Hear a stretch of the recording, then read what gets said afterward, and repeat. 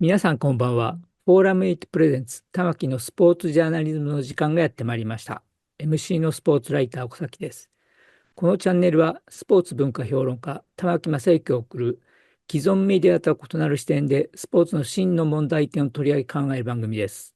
コメンテーターの玉木正之さんです。よろしくお願いします。はい、よろしくお願いします。はい、お願いします。今日は特別にでうん、すね、はい、何度かスポーツライター入門講座というのをやりうん、ましたよね、これでね。はい、で、それをもう皆さんにももちろん見ていただきたいなと思うんですが、はい、それの特別編として特別編、はい、本やりたいと思うんです。というのは、このスポーツの、このジャーナリズムのはい、この番組はい、が、今年の4月から、はい、専修大学で、はい、スポーツジャーナリズム講座を受け持つことになりまして、あ、えーはい、玉木さんが、それはい。で、まあ、ここで喋っているスポーツジャーナリズムのことについて、まあ、はい。喋るんですけれども、はい。今日はそれの、もう、大前提になるような話うん。として、スはい。ポーツライターで、ジャーナリストの資質、要するに、資質。はどんい。なことが、うん。必要なのか。はい。あるいはどんなことを磨かなきゃいけないのか、はい。というようなことについて話したいと思うんですね。はい。はい。できればこれ、専修大学の学生さんにも見てほしいなと思うような話の内容なんですけれども、実はコロナの前にね、はい。私、全部、たくさんの大学で結構授業をしてきたんですけれども、はい。それ全部もうやめたんですよ。で、そうん。れで、うん。小崎さんは私のやってた、個人的にやっていた、そのスポーツはい。ライター塾もうかの、なり昔ですけどね。かなり昔、何年ぐらい前え、なの？もう、に、20年ぐ20らい？ 年ぐらい前じゃないですかね。20 年ぐらい前ですかね。そうですね。ですね。私がそれをやろうということで、あの時は角川書店でしたね、はい。一番最初はい、は。そうです。相談した角川の人と相談した場所が、すごく今でも覚えているのは、はい。2002年の日韓ワールドカップの、はい。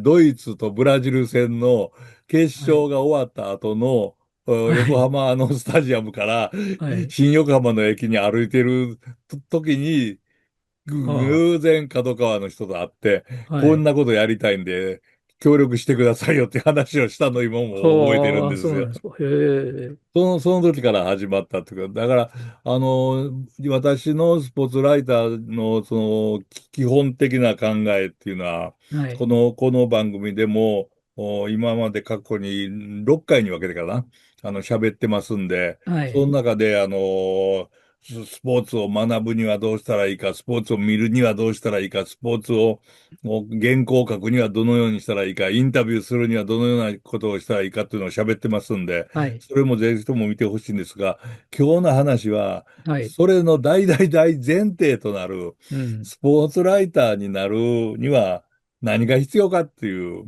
こうん。とを喋っていきたいと思うんですね。はい。で、これについてはね、すごく面白い話を私は思ったのは、レナード・バーンスタインという、はい。大作曲家で、大指揮者で、大ピうん。アニストで、大音楽解説者でという、まあ、ウエストサイドストーリーの作はい。曲家って言っはい。た方が分かりやすいかもしれそうですね。ませんが、はい。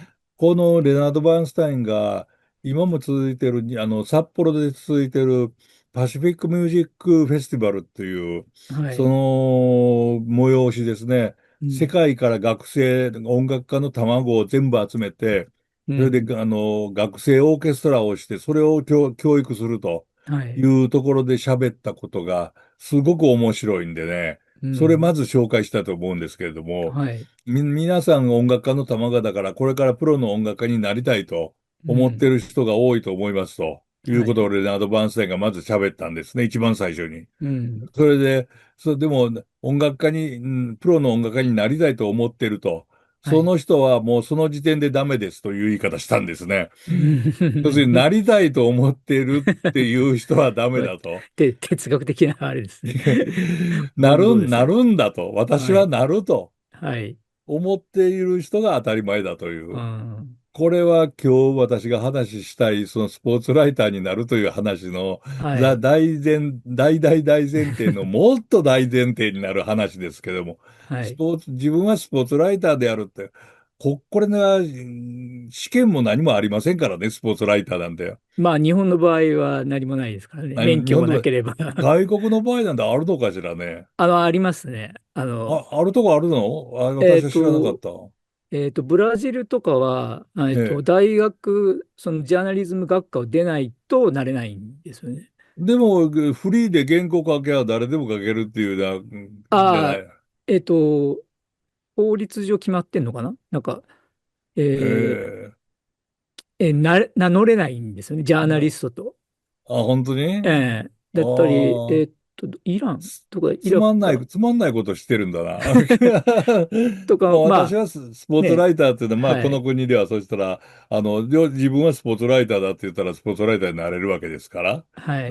全然問題ないということにしておきましょう。ただスポーツライターになるには、大前提があると私が言ってるのは、まず、一番最初に、好奇心が旺盛でないとダメだと。うん、もうそれはい。だけのことですね。うはっきり言ってん言いますと。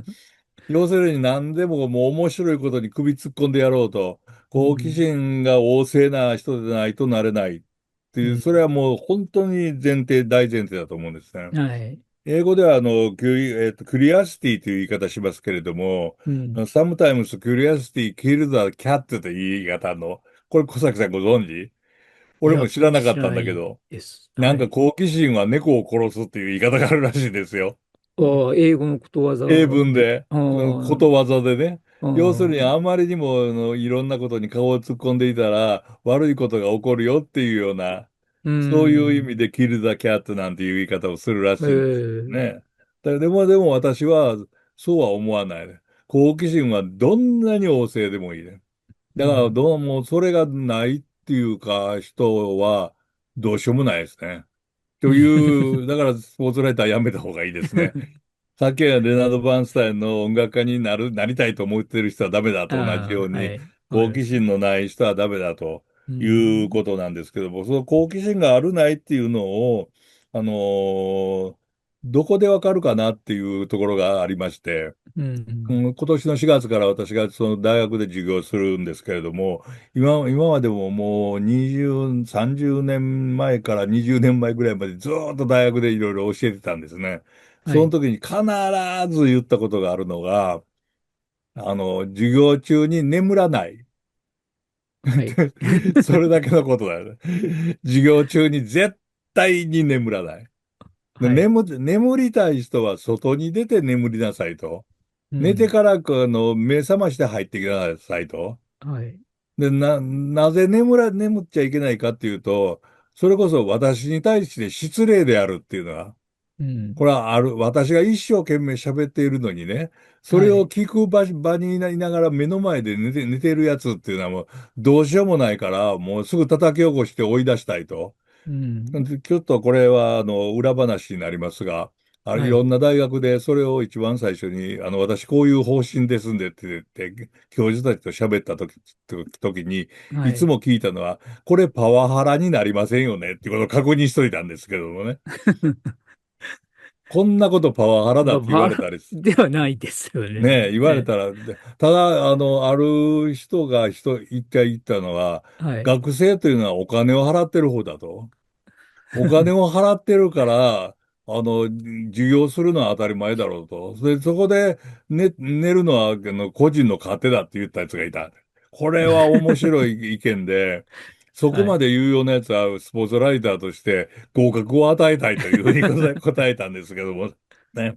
でももう、私は絶対に面白いためになる話をしているんだから、聞けはい。ということを、要するに寝るっていうことは、みんな学生がまあ講座の時に、うん。学生が私に対して見ている、はい。というのはありますけども、私も見ているわけですよね。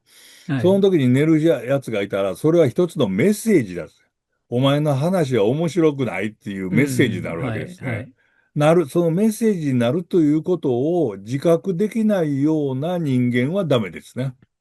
うん。だから私が寝ている学生が、要するに本当にお前の話は面白くないと思ってメッセージを送って寝てるならわかりますし、そういう学生うん。とは討論したいですね。どこが面白くないんだということをうん。ね。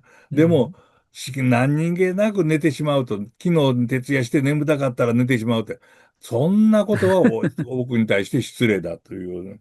これうん。は、好奇心の全く裏返しの話で、全そうですね。うくダメなん。話ですね。もう、うん。それから全くダメな話で、まあ、あんまり面白い話じゃないですけどね。でも絶対寝ちゃいけないっていうことを言う。それともう一つ、二つ目は、授はい。業っていうのはまあ、毎週あったりとか、2週間に1うん。回あったりとか、いろんな授業のやり方ありますけれども、学生さんが集まってきますよね。まあ、受講生、塾の受講生でもいいですけど、はい。はい。その人たちが同じ席に座ってる人はダメですね。ああ。毎回、これ、もう一番最初の塾の時言わなかったかな。2回目の時にね、確か、いや、言ってるはずなんであ、す。そうですか。うで、ん。絶対同じ席に座りたがるんですよね、みんな。なぜああ、か。そうですね。うねん。え。学生の時、うん、うん、そうだった気がしますね。それはそんなつまんないことないですよね。ああ、わかりでますね。うもっとん。言うならば、例えば野球ってある人の野球小説の中に出てくる言葉なんですけれども、野はい。球というスポーツは一つ座席を横に動いただけで違ったうん。風景が見えるものだって書いうん。てた。これはフィリップ・ロスという人の、素晴らしいアメリカ野球という、まあ、はい。素晴らしいアメリカ小説というのが本当のタイトルなんですけどね。グレートアメうん。リカンノベルという。でも、グうん。レートアメリカンベースボールに変えて、文庫本が出ていて、すっごく面白い本ですけども、その中に出てきた一節で、野球というのは座席を一つ横に動いただけで全く違った光景が見えるものだと。これうん。は素晴らしい言葉で、うん。授業を受けるときでも、前に座ったり横に座ったりして、違う角度で見てみて、どういう神経、なんつうの風に見えるかっていう、はい。そういうのがやっぱりできる人が好奇心旺盛な人。といううん。ことが言えると思うんですね。はい。逆に言うと、そういうふうに座席を動かせと。そうしたらうん。自分の好奇心を駆り立てることができるからうといん。うようなことで、これは一つのアイディアとして、分かっておいてほしいですね。うん。それともう同じようなことなんですが、もう一つは私の授業では、ビデオを使ったりというのはよはい。くするんですけど、はい。その時は必ず四隅を見ろ。うん。真ん中を見るなということですね。はい。映画を見ても、テレビを見ても、まあ、スマホは小さいですけれども、四隅を必ず見ると。うん。見落とさないようにあらゆることを見ると。なぜ真ん中を見ないかっていうと、真ん中は放っておいても目に入りますよ。はい。だから四隅を注意して見るようにしていて、うん。新しい発見を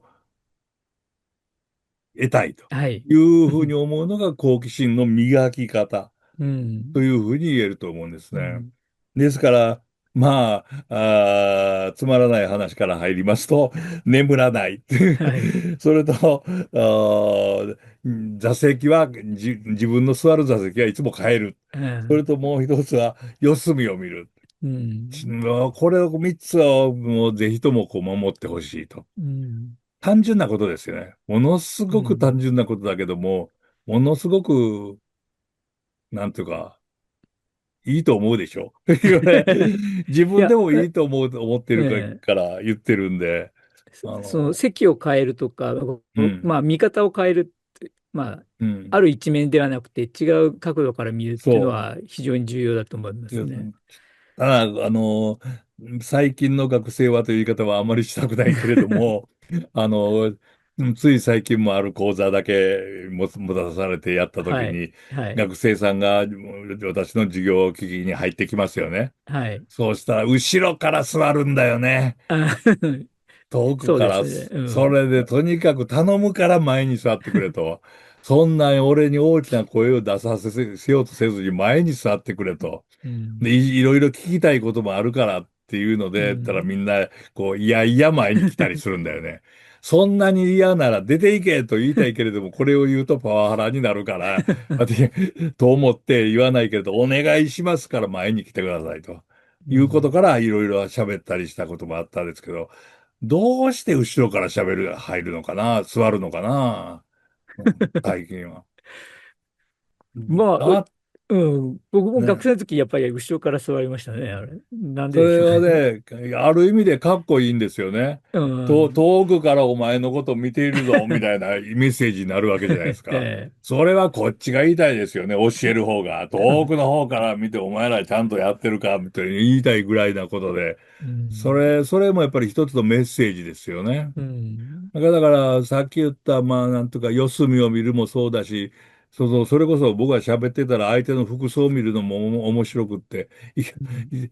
時々ネクタイ締めていったりして、ええ。20分ぐらい喋った後にネクタイ隠すんですよね、パッと。ええ。それで、まあ、何色だったって言って聞いて、意あ外とみんな見てないんですよあ。ね。ああ。それを、これは非常に面白いうことで、これはん。誰に習ったかというと、映はい。画監督の篠田正宏さんに習ったことで、ああ。あ篠田あ。正宏さんの講演で喋っていて、いろいろ喋ってて、10分間ぐらいすると、ネクタイ隠されて、はい、何色か気づいてますかってういう。ん。意外と知らないと。この篠田さんが言ったのは面白いのは、彼は早稲田大学の競うん。争部のはい。選手だったんですよね。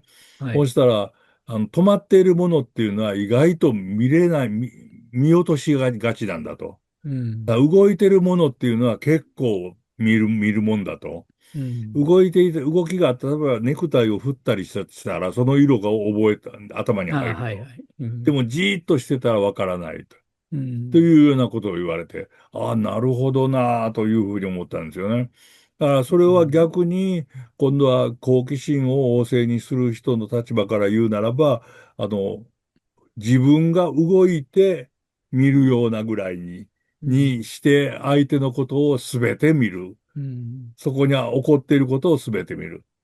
バスケットボールの試合があったら、ボールが動いていることばっかりに注目するんではなくて、周りを大きく見て、うん。それで見る。それうん。と同じように授業を受けるときも、いろんな四隅を見ることから始めて、自分の頭の中で整理してほしいなと。うん。これもまたもう一つ面白いことを言うと、ある時っていうかもうだいぶ前の話ですけどね、ラグビーの平尾誠二さんってもう亡くなってしまったけはい。れども、平尾誠うん。二さんとそれと、サッカーの岡ちゃんで、岡田武史さん岡田武さん。と、はい。岡田武史さんと3人でお酒を飲む機会がありましてね。はい。ね、その時に、あの、岡田さんが、はい。平尾さんに聞いたんですね。監督として座ってるわけですね。はい。その時に何見てる、どこ見てるっていうふうに聞いたんですね。うん。そうしたら平尾さんはどう答えたかっていうと、バーッと見てますわって言うね。ああ。これ関西弁ですけどね。そうしたら岡田さんが、ああ、俺もそうや、という言い方うしたんですね。ん。バーッと見てますわ。誰を見てるっていうことをしてしまうと、全体が見えうなくなってしまん。う。はい。で、バーッと見てる中で発見がある。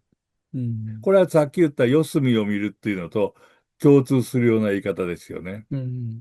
だからそういうふうにして、まあ、それこそ、平尾さんも岡田さんも、もう一流の、なんて言いますか、まあ、見る人ですよね。だからはい。一流の監督になれたんだとうん。思うんだけれども、あの、そういう見方を自然に身につけてる人が、うん。やっぱりいいジャーナリストになったり、いいスポーツライターになれると、うん。私まあ、は思ってますんで。ネクタイの色は、ジャーナリストは見てなきゃいけないですよね。これは。絶対に見てなきゃいけないですよね。ねえ、それは、確認しなきゃいけないぐらいのええ、もんなんですよね。赤色か青色かっていうだけで、何を言うん。いたいのかっていうのはね、よくわかりますから。まあね、最近はね、政治家もね、いろいえろネクタイで自己主張をいろいろしてえ、ええ、してみたいですしね。下手な政治家も多いですから、下手な色使いも多いえですけれどもね。でもそういうのを観察して分析するのが、はい。ジャーナリスト、スポーツライターの、はい。第一歩か、いうことですね。はい。今日は、大大大大大前提の話をしながら、一歩踏み出す、話をさせてもらいました。はい。ということで、こういう時には、最後はどう言って締めるのかなと思ったら、ご清聴ありがとうございましたっていうことになるんでしょうね。はい。はい。それでは皆さんご覧いただきありがとうございました。次回のフォーラム8プレゼンツ玉木のスポーツジャーナリズムを楽しみにしていてください。それでは皆さん次のエピソードでお会いしましょう。さようなら。